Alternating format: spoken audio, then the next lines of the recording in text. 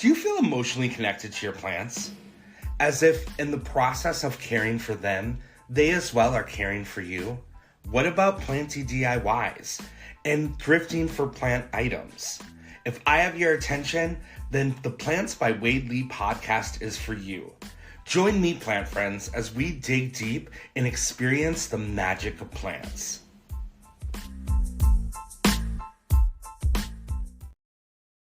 Hi, plant friends, and welcome to the third season of the Plants by Wade Lee podcast. I'm super excited to have Richard Pham. You may know him on social as Lord Fierce. His business as well is Plant Daddy MD, taking care of plants throughout New York City, which is so amazing. I'm so excited to talk to you about your life in New York and your plant business. Also, your art is so beautiful. I can't wait to talk to you about that. Let's just get started and tell me a little bit about yourself and what are 3 words that you would describe yourself as. Okay. I'm Richard. Start there. 3 words to describe myself. I would say resilient, imaginative, and chaotic. I love it. I love chaotic. I am a little crazy. Yeah, you have to be a little crazy to be in the You city. have to be a little crazy, Yeah. number one, to live in New York City and to have this many plants. Exactly. Did you grow up there, Richard? No, I grew up in California, specifically in a place called Fremont, California, which is Bay Area by San Francisco, East Bay.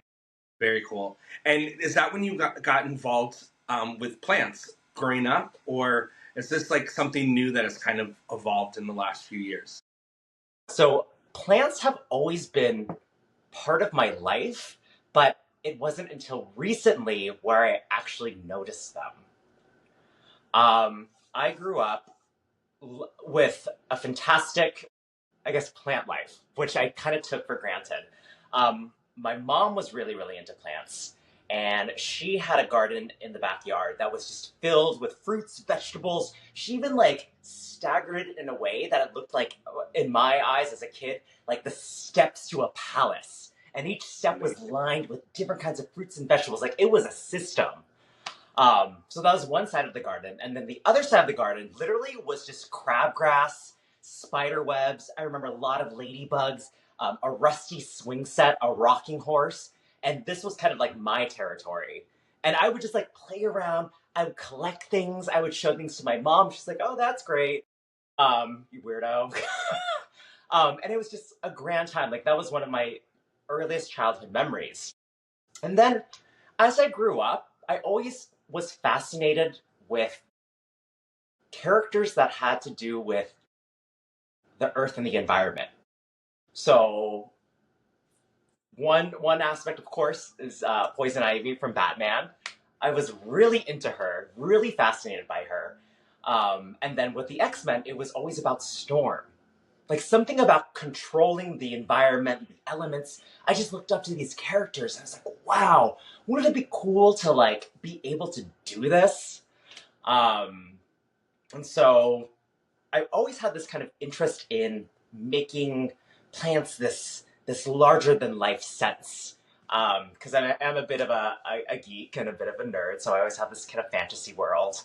But actually taking it up as a hobby started around 2017. I was in a place where I didn't like what I was doing for a living. I was surrounded by just computer screens all the time, and it made me really, really sad. And so I was like, this one day at work, I was like, you know what? I want to go home to something beautiful after work. I'm gonna get a plant. So I went to a plant shop, literally got a small 4-inch pothos, nothing fancy, just a jade pothos, put it in a terracotta pot, took my computer, put it in the closet, and put this one single plant on a table. And I would wake up to it, and I would see this plant so much, and would fall in love with it. I looked forward to seeing it every single day. And that kind of sparked my plant fascination. And then from that, led to another plant, and then led to a whole garden. I love that. And did that happen in New York City, or were you still in the Bay Area? This happened in New York City. So I had quite an interesting um, career journey. Um, a lot of people ask like, oh, like, did you grow up like this question, like, did you grow up with plants? Were you always fascinated with the plants? Um, it was always in the background, but my path is very, very this. Like looking at it, yeah, it would be nice if it was a clear cut arrow, but that's not how life works. You have to kind of test different things. You have to go through different motions and different lives to understand what your true calling is. Yeah.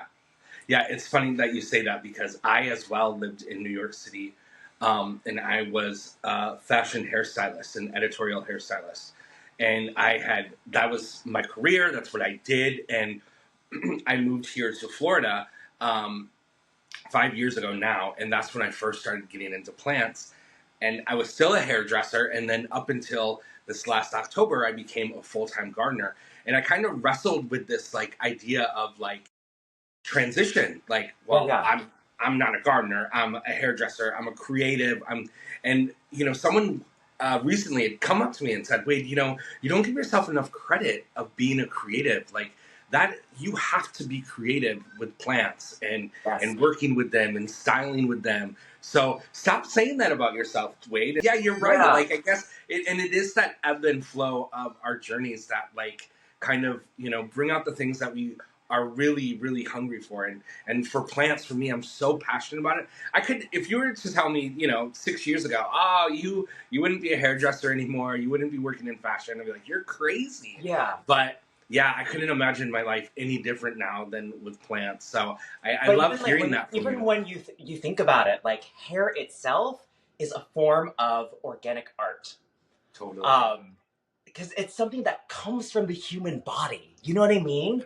And Yeah, it's something yeah, that you're given with, something that grows naturally. But how do I make this look good? How do I make this hair make sense with this person's facial features? How do I make this hair make sense with the identity that they want to this person wants to be? yeah. I think, and it's so funny that you reveal that you are also a creative. I was having a conversation with my friend this morning about kind of just our roles and our identities, and at the heart of it, the childhood heart, the true voice is the artist. And Yeah. even though I love plants and that is what I've built such a foundation on, at the heart, I'm an artist. Plants are my medium. That is how I communicate my art with people. Yeah. Yeah. And Richard, your art is so beautiful. And preparing for this podcast, I saw so much of your work, and Well, thank it's you. just so awesome. Tell me a little bit about that journey and being an artist. How has that Oh been for you? man, I have not talked about this journey for a while. I'm glad you did some digging. um, the art journey was really funny. So, my LA friends are gonna love this. I haven't talked about this for a while. Um, so at the time, it was maybe my mid 20s. I was living in West Hollywood and literally working just a bunch of odd jobs. Just kind of hustling. When you have the energy of a young, gay 20-year-old in LA, you're gonna want to do everything you can. So I was in this moment of the art coming to life. I was working at a luxury gym, and I used to draw caricatures of people on post-its. I love it. Because we saw love characters, Yeah, and so yeah, like me being kind of like the whatever person I was, I started drawing them, and my coworkers started seeing them, and they're like, "Oh my god, these are so funny." And this one member comes by. I guess one of my post-its ran around, and he's like, "Who did this? Who did this? Who did this picture of me?" And they're like, "It's Richard at the front desk," and he was like, "You did this?" And I went, yeah, and I was so nervous. I was like, oh no, this guy is going to literally be scream at upset. me. And he goes, this is the greatest portrait I've ever seen of me. Wow, I look so crazy. And I'm like, yes, you do look crazy. And so people started commissioning me to draw silly self-portraits of them on Post-its. Like they wanted the nitty-gritty of it. And I didn't really understand anything at the time. I literally just wanted to make enough money to buy a drink. So like, I got a cocktails, like what, $10? Sure, this is $10. So this Post-it art started to become bigger portraits. So people wanted to see themselves as superheroes. They wanted to see themselves in different situations. It became like a thing. One thing led to another, and I started getting these interesting requests. And there's this one request where this guy, I think he was a lawyer, like a showbiz lawyer, some whatever. He had money, and he asked if I did abstract art, and I went, I never tried, but sure. And so I created the art. And I remember telling my roommates, I'm like, okay, we're just like hang this up and make this place look like an art gallery or something. My roommates at the time were like, yeah, this sounds great. And I showed the guy my paintings, and he was just like, wow, these are so fantastic. I'm gonna buy all of them. And I went, this is crazy. At the time, I was also working at a hair salon. And so they started noticing my art. They're like, wow, Richard, you're actually really talented. And I went, thanks. Like, I enjoy this. And so word kind of spread amongst not only the gym people, but also the salon people. And I just started getting my art clients from these two places, which just happened to be on the same block. Like the hair salon and the gym were literally right next to each other. So it was like this weird. It was literally a odd moment on Sunset Boulevard that year. And so there was art, there was hair, there was fitness. It was just this magical like conundrum of things. And I started making a good living off of it. And that's what started my art career, and that's what actually brought me over to New York. Was art. That's so cool.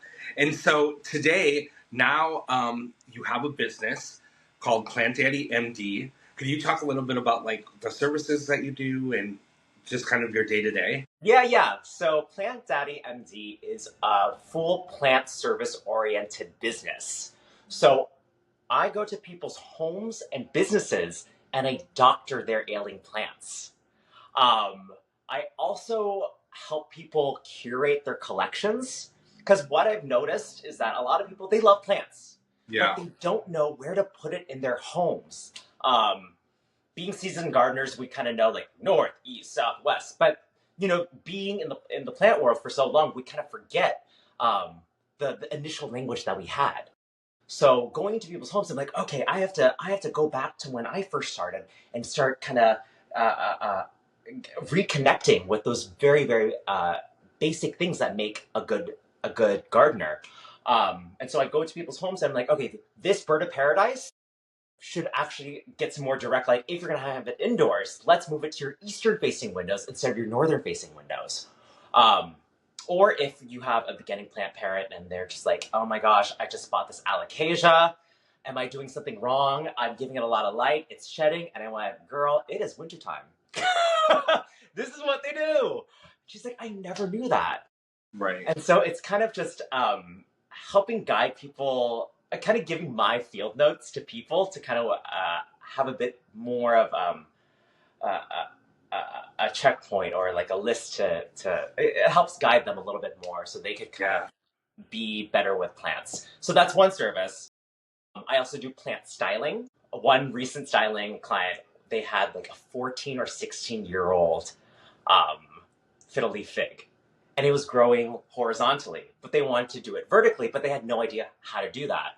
So because I understand how ficuses grow in their native habitat, literally like shaking violent plants, you can be rough with this plant, snap it back into attention, put some reinforcements in.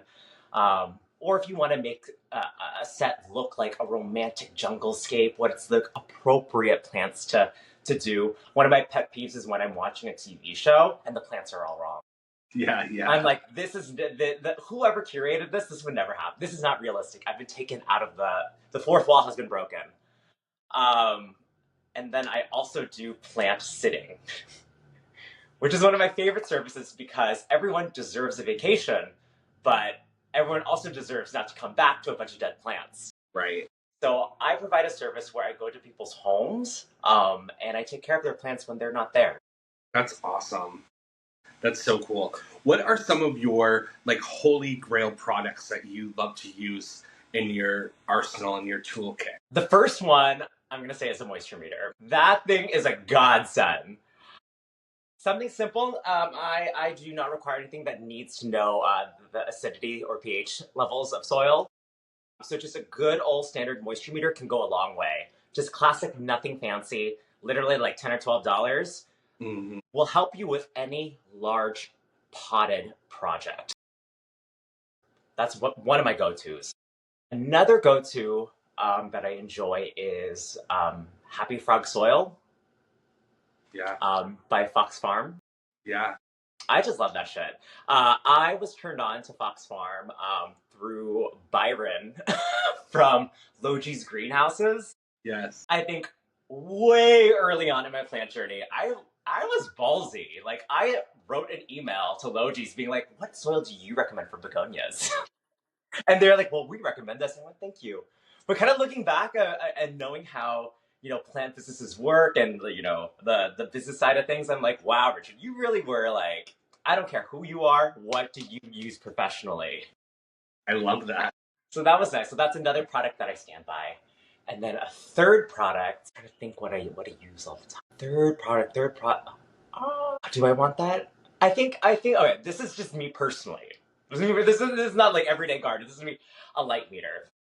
Yeah. Because sometimes you need to actually know the numbers, and it helps with accuracy.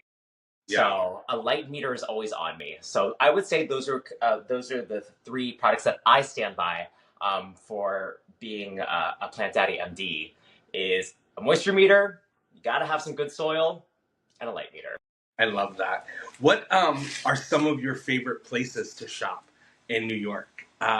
Plant stores around the boroughs. Yeah. They come and go.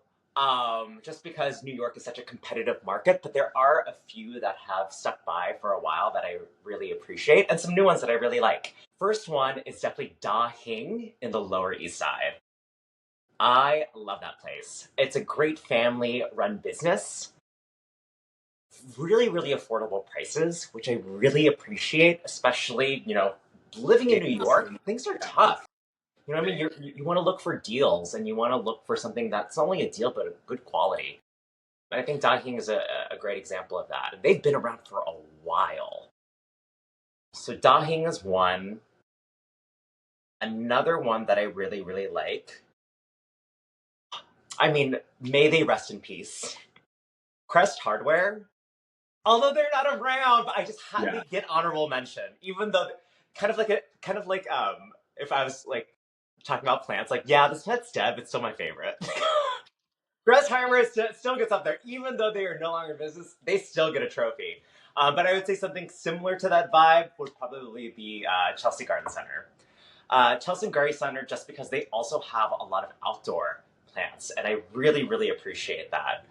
And their staff is really, really good. Like they can talk casual, but they can also talk science, which I really, really appreciate. Like the times that I go there and I talk about plants, like they give me like, oh, this is in this zone and this. I'm like, you guys. Whew. Yeah, that's awesome. And then I would say my third would be Brooklyn Horticulture. Yeah, Brooklyn Horticulture for sure.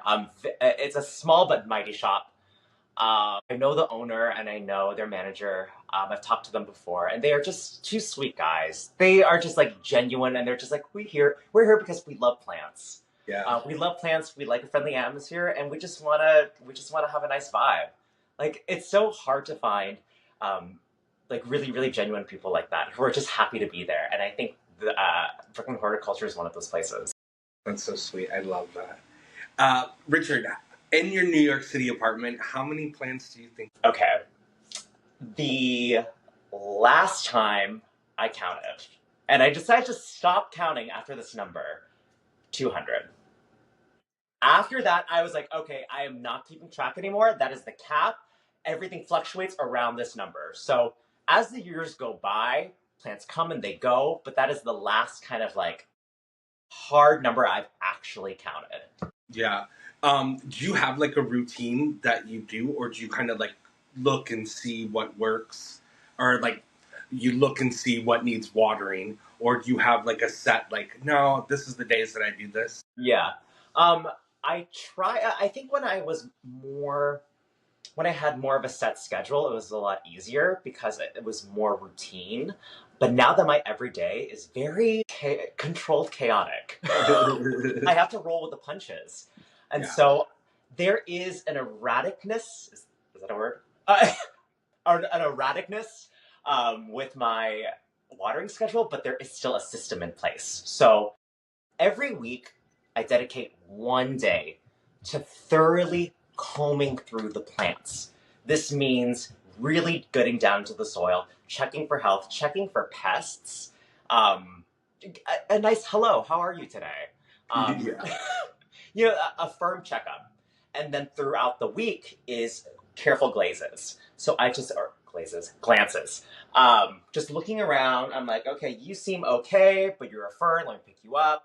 Okay, Pathos, you're chill. I don't need to give you too much attention. I kind of give everyone a head count rather than a firm action. Kind of just like, all right, I see you, I hear you. Thanks for the message. Let's see what's the priority of the day. Yeah. So that's how I kind of keep track with my plants. Is there's one day where I truly dedicate to them, and then throughout the week is kind of head count. Does anyone need anything? All right, Dad's out. Yeah. Let's talk about root in peace. I saw the post. I saw the poster on a New York City Instagram, and I was I think like, Time Out, and then like another big publication. yeah. And then I saw you were involved, and I was like, Richard must have just seen this too, and was like, I want to be involved. And could you just talk a little bit about how the experience was and how you heard about it and how that all unfolded? It was literally a magical moment. So I started getting a bunch of messages from my friends about this event too, which I'm sure everyone in the plant community got. And I was at first I got the message. They're like, "Oh, like, don't you think this is funny, Richard?" I'm like, "Yeah, that's funny." And then I got another message. They're like, "Oh, it's like not like you ever kill plants, Richard." I'm like, "No, I've killed a few. Like, I'm sure I could contribute." No, I do kill plants. Right. And then I, it just kept the messages kept getting like more and more like, look at this, look at this, look at this, from like different communities that I'm connected to. And I went, okay, this is obviously a sign that I need to do something with it. So I decided just to do a little smart comment, like, oh, a little cheeky wink wink, oh, like, I'll bring my plants. And then I remember my friend who I was getting dinner with at the time, he was just like, maybe you should message them or something. And I was like, no, I just want to see if they're playful. Like, what if they're like too cool for me? Right. But there was a response. The owner or the header, the founder of Rest in Peace, wrote a little comment back at my comment. I went, okay, all right. You seem like a playful guy. And so I messaged them like, hey, this sounds like an amazing idea. I would love to be part of it. That was the Monday of the event. So the event was on Saturday. I messaged this on Monday. Insane. This is why The I love owner, New York. right? This is This is so why New York. And I kind of like I proposed an original idea. So my original idea, because I am a plant daddy, and a lot of my friends have called me that. I was like, I think it would be really fun to have a plant father on the set. So kind of like a priest role where I'm like, all right, I say my the last things, we bury it, kind of like a holy figure. But when I was talking to Doe, who was the founder of Rest in Peace, he was like, actually, we need a plant doctor on site, because the thing is, I've been getting a lot of questions. Is this plant alive? Can I bring this plant? And he's like, I kill plants. I don't know what I'm doing. So he was like, I need someone who's an expert at plants to make the call, to make sure that this plant is dead, and if it's not dead, what the person can do to revive it. So enters me, and he goes, literally, Richard, you are the last piece of this puzzle. And so he tells me, he's like, are you available on Friday? We're setting up the space for the Saturday launch. And I'm like, yeah, totally. I can show up on Friday. I love helping out. So I showed up on Friday, met everyone 24 hours before the event, helped build the coffin. And then Saturday unfolded, and literally it was one of the most fun experiences I've ever had. It's so awesome. Yeah, I had spoken to him too, and he was like, Wade, I prepared like 100 coffins, and he's like, I think there's gonna be thousands of people showing up. Like, this Yeah, is, like he's insane. our like, because we had an RSVP list just to see like how many people would show up, and we had, I think the last time we checked, and meaning the last time they told me was on Friday afternoon, and was over 375 people. Yeah, insane. So it was insane. it was a large turnout. Yeah, I've never doctored so many plants within a 6-hour time period. it's so cool. Yeah, so those listening, this event was called Rest in Peace, and it was an event where, to honor Earth Day, if you brought a dead plant, you would receive this little coffin that was made of seeds that you could actually grow again. And so Richard was the plant doctor for that. And like I had said, I had seen it on a New York Instagram post, and just this guy putting up posters throughout the city, people like thousands, and the news crews were there too, right, Richard? Yep, the news crews were there. Journalists were there too, interviewing us. It like became a moment.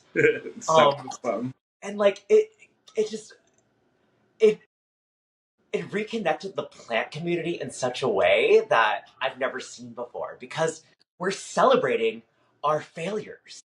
I think what I see a lot on my Instagram feed, and kind of just what I've noticed with just like the plant consumption that we have right now, is look at this beautiful plant. Look how big it is. Look how healthy it is. But we all know the dark side of planting, that dead, infested, mealybug-ridden alocasia. We all know it. We all have had it. But why don't we talk about this? And so when this event happened, it was kind of just like a breath of fresh air in the community, and also just kind of finding humor in our failures, and also celebrating it, and also creating art from it. So I was in charge of the coffin. So I was hovering around the coffin, doctoring the plants. The original, I think my original idea was that after the body was done, I would just compost it. Literally just like, in the trash, next. That was the humor. That was the joke. That was the wink, wink, nudge, nudge. But what eventually happened was that the coffin became this almost living art installation through death. So as one dead plant would lay to rest, I would then add another dead plant to it, and then create this kind of almost romantic gothic moment that people wanted to take a picture of. Like, look at my beautiful dead plant on a pile of soil and perlite and moss with a dead rose on top, because someone brought a bouquet thinking it was a plant, but no, it's not, it's a flower. It was already dead. But we will still use it. We will still use it. So it became this beautiful moment of also art. And so I didn't think about this till now, but that moment, maybe the reason why I felt such genuine happiness, was because it involved my artistic background too. I was able to channel not only plants, but art in the same time. And then me being part of it as a facilitator, a language, a voice, emotion, energy to connect the two. I feel like that's why I really, really felt so much joy working that event. Yeah, it's so cool.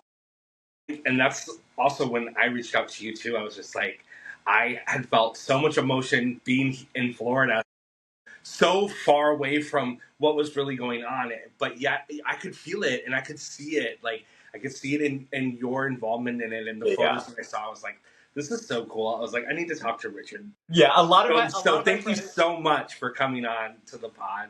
I Yeah. appreciate it. How did your business kind of transform in New York? Like you, and not only just your business, but like social media. You started doing videos as well and pictures. And how did that all unfold? So how the whole baby like oh, this is so nice. Just like kind of reminisce. I rarely think about this. I was talking with a recent friend about just like moments and memories, and sometimes like you forget them, so it's nice to be reminded of it sometimes. It started during the lockdown of the pandemic. During a very, very like dark time and a very scary time, we were all inside.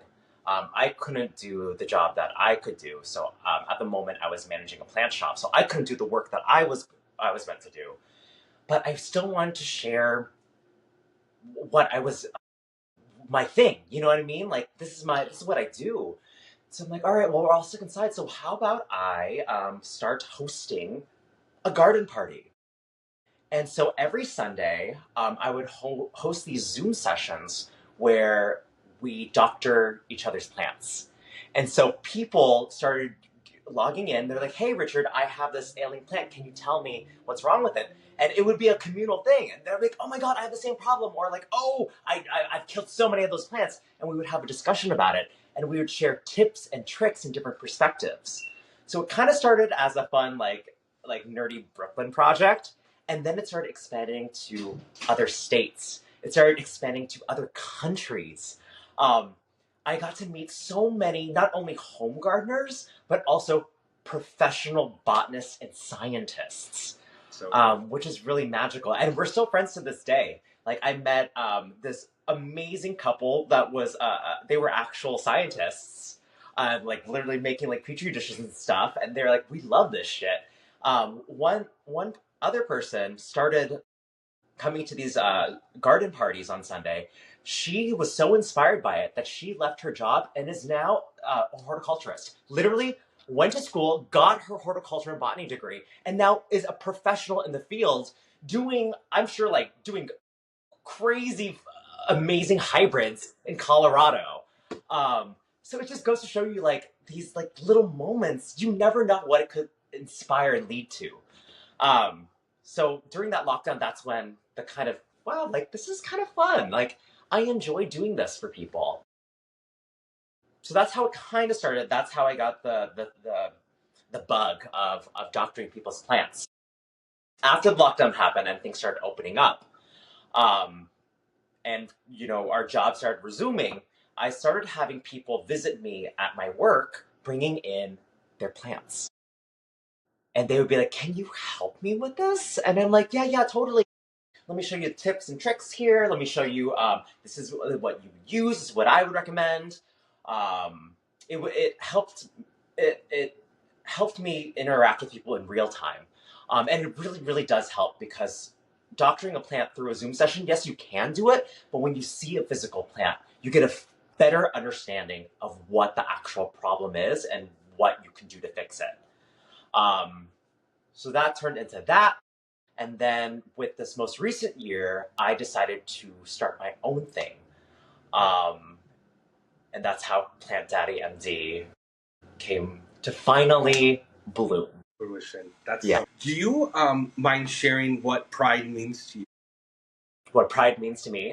Yeah, I don't know why I got No. choked up when I said it, but I feel so connected to like your spirit and your passion for life. Like I'm sure it's gonna be a beautiful answer. Yeah. Pride to me is being unapologetic with being who you are, who you truly are, before the world told you who you're supposed to be. I think living as a very proud and open gay man, um, and I feel like a lot of people in our community too, like before we even came out, we were told who we should be. You know what I mean? Like, it's like, oh, in order to survive in this world, you need to be this, you need to be this identity, you need to be this identity. And then even when coming out, you're faced with another identity crisis, being like, okay, now that you're a gay guy, a lesbian, whatever label you wish to assume. This is your script. This is what you do to belong. If you don't follow the script, it's not going to work. And so our community has been surrounded not with so much like, this is what you need to do, not only from the outside perspective, but also from the inside, which is tough. You know what I mean? Yeah. Like, we should be each other's fans. We should be supporting one another instead of trying to compete with each other and tear each other down. Totally. So I think the biggest example of pride is unapologetically being who you are and standing with it, and being okay that I actually am a freak. I am weird. And I don't care. It's okay. It's okay not to belong sometimes, and be prideful of that. Like, I can be part of the gang, but I am still who I am, and it's okay. That is damn okay. I love that. And it's true. It's so true, especially in this climate where we are having governments now saying we're going to put legislation to tell you who you can and can't be. Yeah. So it's so important. That message is so important. It's very, very important, especially now. I think it's important to. I've also recently talked about this too with another friend. Is that the difference between being nice and kind? I think we celebrate being nice too much. What we actually need to do is to be kind. That's stronger than being nice, because being nice is allowing people to walk over you. Being kind is, no, I'm gonna respect the things, but you also have to understand that I'm part of this table too. And I'm gonna be kind to myself. Yeah. Exactly. So what are we having for lunch? Exactly. I love it. And what's next for you, Richard? Like, what do you have on the horizon? So I have a lot of fun collaborations coming up. What I love about being an entrepreneur and owning my own shit is that I get to do what I want. I get to do something that I think is right for me and that celebrates my perspective. So I'm a firm believer of meeting up with other passionate people and creating a moment with that. So up on the horizon, I have a collaboration with Sloth Coffee or Sloth Brew. We met at the Rest in Peace, our Rooted in Peace event. He was the guy making the coffee, and I was in the back, and we kind of just connected, and we want to make a moment with coffee and plants sometime soon in the summer. Another collaboration too is a hair salon in Greenpoint. My friend, Frankie and Jordan Salon. I doctored their plants recently, and we kind of connected, me and Jordan, and we want to do some kind of pop up event that has to do with. Like we said, like the parallels between hair and plants. There's something there, so we're kind of fostering that idea, but then also incorporating more of the Greenpoint community with that, more small business oriented things. I have another collaboration with my friend Achilles Heat. She makes this amazing chili crisp oil, which I'm a big fan of. I don't know how plants are going to be involved or how I'm going to be involved, but I love her and her product and her spirit. And I really want to encourage her to grow. So that is one aspect I really want to delve into. I don't know what's going to come with that, but we're going to plant the seed and see what happens with that. And then there's just always the daily day-to-day of being chaotic but lovable plant daddy in New York City. You have to roll with the punches every day. Open to any possibility the universe has for you. Yeah, like I have house calls next week. I have some businesses that are curious in my services.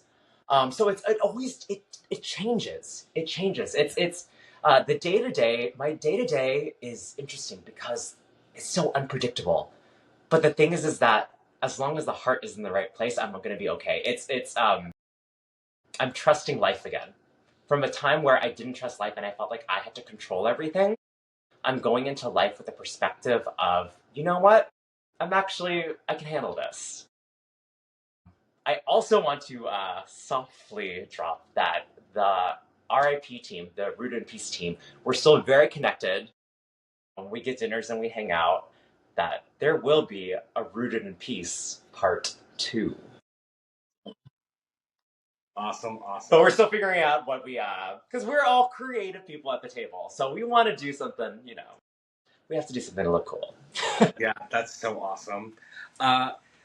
Okay, so and where can everyone find you online? Yes. So if you're interested in my plant services, my website is plantdaddymd.com. You can read a little bit more about me and what I have to offer. If you are not New York City based, I can still do a nice session with you over Zoom or FaceTime, whatever you like. And then if you just want thirst traps into some funny bits, you can always find me at Lord Fierce on Instagram. On Instagram, I do have a TikTok, but I'm more with the Instagram crowd. I think just because I like it a little bit more. No shade. And yeah, if you want some funny plant content, but also making it lighthearted and educational. Awesome. Richard, thank you so much. I had so much fun talking with you today. I appreciate your spirit and your love for plants. I hope to, will you be around? I don't know for sure if I'm going to PlantCon in August. Will you be there? Okay, me and some deep plant people have been talking about this. We kind of want to make a moment with PlantCon. So Awesome. You may see me there. Yeah, hopefully that would be so cool. Well, thank you so much. Have an awesome night. Awesome. Thank you, Thanks, buddy. Bye.